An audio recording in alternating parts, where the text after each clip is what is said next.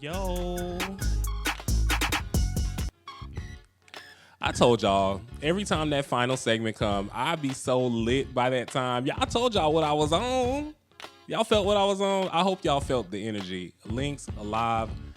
I'm your host, Dame LYNX. Remember, love yourself. No exceptions. And before we get out of here, you definitely know we got to keep it PC. You know we're going to keep it pop culture. I'm excited for music this year.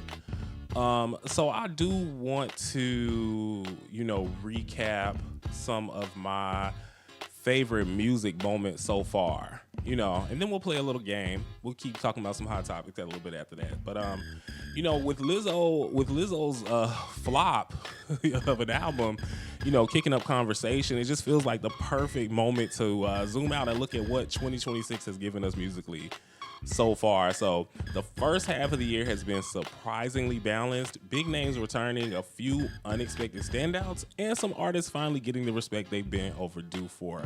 Quarter one and quarter two have been a mix of dominance, growth, and a couple of maybe next time moments. I've had to pass on a few things. All right, so let's just kick it off with Drake. Of course, Drake came back at the final inning of quarter two. It dominated. He closed it out doing what he does. Whether people love him or hate him, he still knows how to control the conversation, deliver records that stick. It wasn't groundbreaking, but it was effective. And he reminded everyone that he's still a commercial force, even when the landscape shifts. Y'all try to play the boy. My favorite track on Iceman is official. It is Make Them Remember. Or Make Them Know. Why do I keep confusing them? I like all the Make Thems. It's the last track. Make Them Know. That's my favorite one. And I can't get Shebang out my head. Anyway, Atlanta. Let's head on down to Atlanta. So T.I.'s resurgence feels perfectly timed for Atlanta. It's nostalgic without being dated. He's clearly locked into a new creative pocket, but still maintaining his sound, but maturely. And that's what I like about him and Jeezy. They're maturing. With the music is following them where they're going. They're not trying to be where they're not at anymore. And then we've got Lotto on the other end. She's a newer artist, really making her claim to the throne as the queen of Atlanta and doing what needs to be done. She's showing real growth. She's learning how to make full albums, not just singles. Her personality is translating better, and she's stepping into her lane with more confidence. Lotto knows that she don't need none of these girls, and I bet my girl Nikki was right. Just saying. But I ain't gonna keep it messy. I'm gonna keep it cute. All right, let's keep it cute right over to Duran Bernard. Now, he's finally getting the respect he deserves. I don't want to say it like that, and it not like people don't know who he is, but it just feels like the universe is aligning for him. This is what hard work looks like.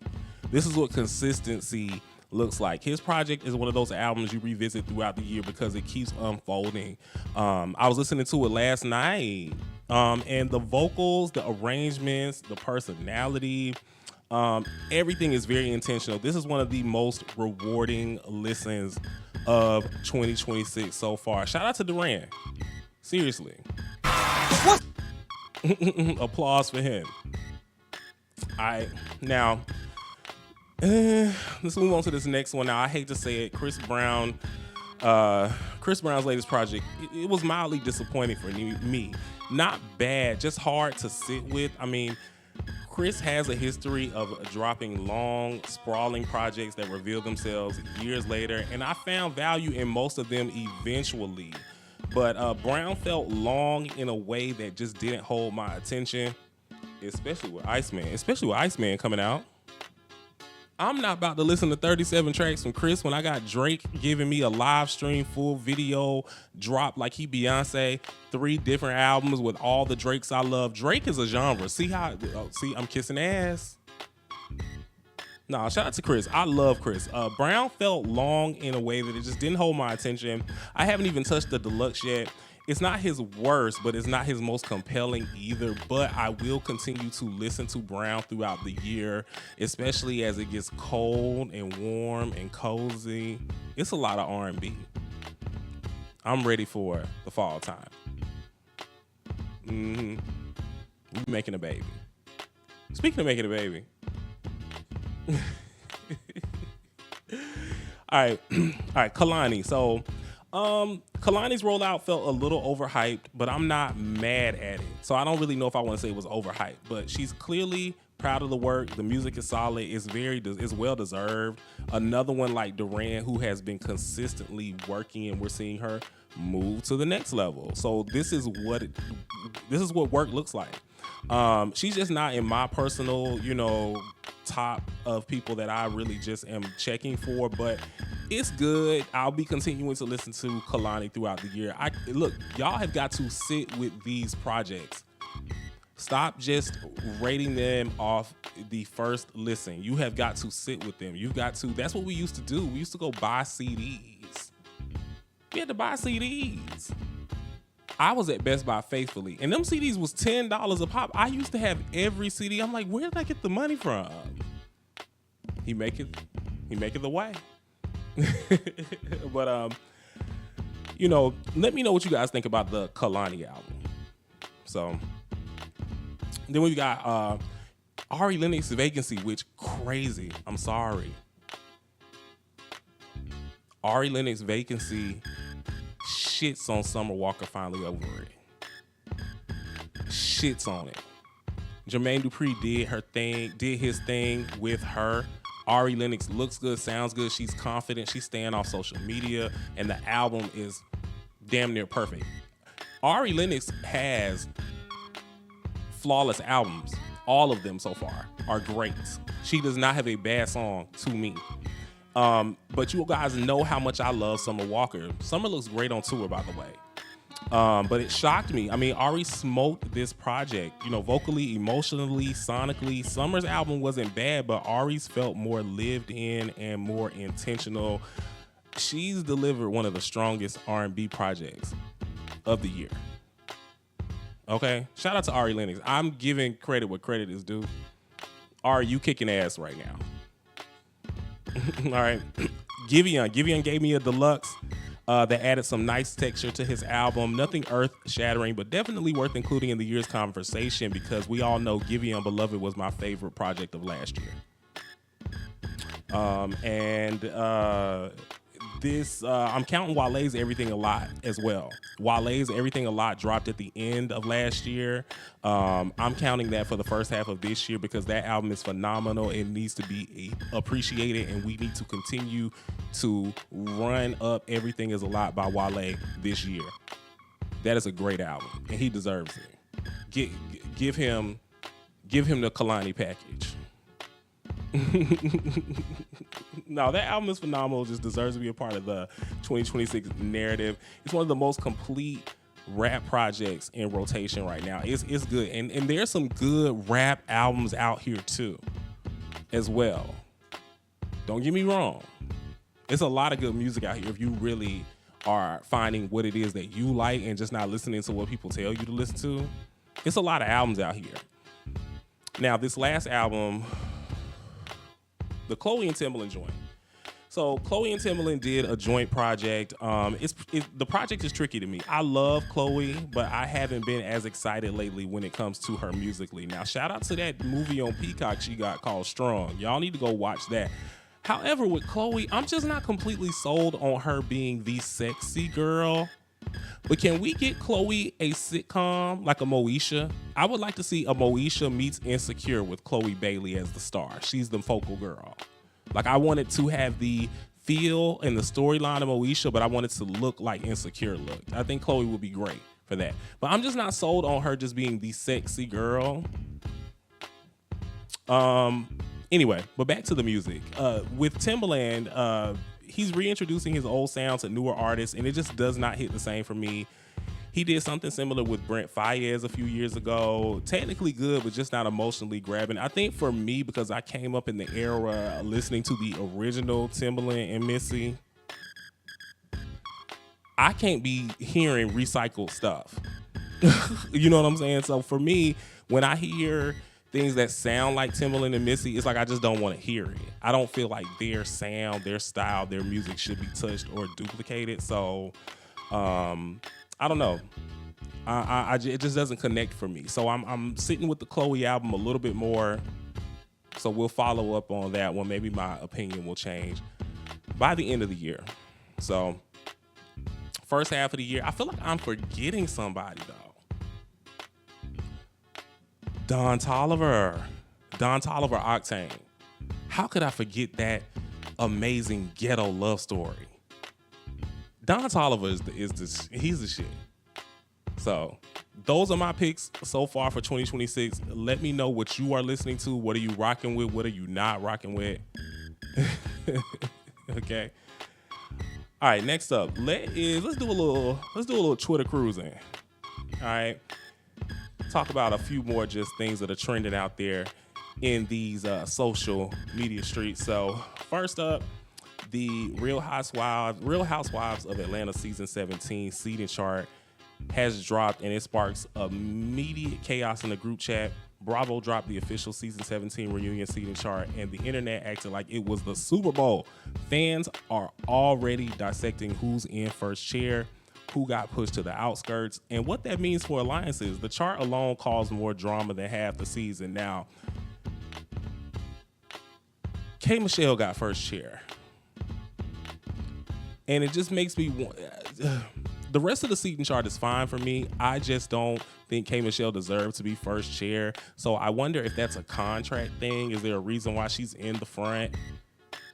I hope she don't storm off or anything. Like, I hope she completes the full reunion. I hope it's nothing like that. But I feel like Shamia should have been up there. Shamia should have been right up there in front of Portia. Shamia and K. Michelle's seat should be switched. That's all I feel. Anyway, enjoying the season, ladies. Next up, our guy, Lil Nas X. He reboots the timeline after completing rehab. So Lil Nas X popped back up on IG with a comeback video confirming he finished rehab and is stepping into a new chapter. The internet welcomed him back like a prodigal son. Memes, love, and a whole lot of "we missed you." A soft reset for one of the most chaotic, creative artists we've got. Shout out to Lil Nas X. Happy Pride. Happy Pride. I'm glad you are safe and sound. All right, take a little more time. Let's get back to work. So I'm still waiting on that Starboy album. All right, let's head on back down to Atlanta. Big Tigger's Atlanta legacy hits a rough patch. Now, Atlanta is buzzing after reports that Big Tigger is facing serious trouble, and it's tough to watch a hometown legend story take this turn. He is from Atlanta, right? I remember Big Tigger from Rap City. Anyway, the man who gave us Rap City and countless iconic moments is now trending for all the wrong reasons. Man, prayers for Tigger and the family. I want everything to work out. I ain't laughing at nobody going down. Okay. Now, speaking of going down, this next tweet, Nicki Minaj declares the industry demonic. Barbs enter prayer circle. Nicki hopped on a podcast and said the music industry is demonic, which immediately sent the timeline into a theological debate. Some folks nodded, some rolled their eyes, and the Barb started rebuking spirits in the quote tweets. You know, when it comes to Nicki Minaj, she's currently on timeout. I'm just checking in, making sure she's okay. She looks good. I did not watch this interview, but she looks good. So as long as she looks good and she's healthy, I'm cool. Now, when she starts looking like Wendy Williams, I'm going to have a problem. All right, so let me know. Nicki, I'm waiting on music. Whenever you're ready, I'm ready. Okay. Now, Diddy's release date mysteriously moved up. Internet goes full CSI. News broke that Diddy's release date has been moved up, and Twitter immediately turned into a conspiracy lab. No one knows why, but everyone has a theory. The timeline is treating it like a season finale cliffhanger. Diddy will be home in no time. And he wrote Spin That for Young Miami. You could tell. With the cadence, the hook, all that stuff. No comment on Diddy, though. All right, and some good news. Ashanti re-records her debut album, Millennials Prepare to Cry Again. Look, Ashanti announced she's re-recording her debut album. Y'all know I love me some Ashanti. And the early 2000s kids are already warming up their vocals. I never stopped singing with you, girl. All right, it's a nostalgia play, a business move, and a reminder that she still owns a lane nobody else can touch. Nobody can touch Ashanti's debut album or any of her albums. And you guys, I'm sure you're familiar, like with a lot of these artists and their royalties. After so many years, they can re-record their vocals and re-record the songs, which is very hard to do. And it's very hard to recreate that sound from years ago. Your voice changes and all that stuff. But Taylor Swift did the same thing. I think she re-recorded her whole catalog. Don't get me wrong. Anyway, shout out to Ashanti. Ashanti, when you release your version, I will be running that up. And I'll buy the vinyl too, or whatever physical copies I need to purchase. All right, Missy Elliott approved to honor Aaliyah at Essence. The internet says, finally, yes, finally. Essence Festival confirmed Missy will pay tribute to Aaliyah, and the timeline collectively exhaled. It's the tribute people have been asking for years, the right person honoring the right legacy. There is no one better to honor Aaliyah than Missy Elliott, especially creatively. So rest in peace, Aaliyah, and Missy's the GOAT. This is what I want to see. All right, look, Saucy Santana shows growth. Look, the timeline debates if he's off the bench. Look, you know how I feel about Saucy Santana. I had some issues with some comments that he made on a show a few weeks ago. Not years ago. It was a couple years ago, and I have kind of been off him since then. I really just felt like he was a little immature, but you know, he's been popping up everywhere lately. New music, Shade Room Live interview, and then also the viral interview with Cam Newton. I didn't watch that. I did get to see him on the Shade Room. He's showing a little maturity and better platform awareness, and folks are debating whether he's earned his spot back in the rotation. He also put my girl Lex P on his latest single from Poor Minds. So I don't know. Okay, Saucy, you going in the right direction. All right. So, and then lastly, now this got everybody going crazy. India Ari calls out Carisha. City Girls fans activate defense mode. Look, India Ari spoke out against the song of the summer, Spin That by Carisha, aka Young Miami, and the City Girls fan base immediately clocked in. Meanwhile, Spin That is still climbing the charts and currently sitting around number 26 on Billboard. The internet is treating this like a generational clash. Neo Soul versus Ratchet Excellence. Look, it's about how the song make you feel. Spin That is a feel-good song. Young Miami got a one. She's about to be in the top 10 with this record. It's catchy. It's fun. If you don't like it, just change the station. You guys don't have to listen to what you don't like. You don't. Just go find something you like. But I'm telling you, I have heard that song come on so many times, multiple times in the night when I have been outside, and people love the record. When you scroll your timeline, I remember one day I scrolled my timeline, and every other video was telling me to spin that shit. Ain't no Young Miami hate, ain't no City Girls hate gonna be tolerated over here. Leave Carisha alone. All right, look, that's going to be it for LYNX Live. I'm your host, Dame LYNX. Remember, love yourself, no exceptions. Run on over to YouTube. Run on over to SoundCloud. Type in DAMELYNX and hit subscribe. Share this with your friends.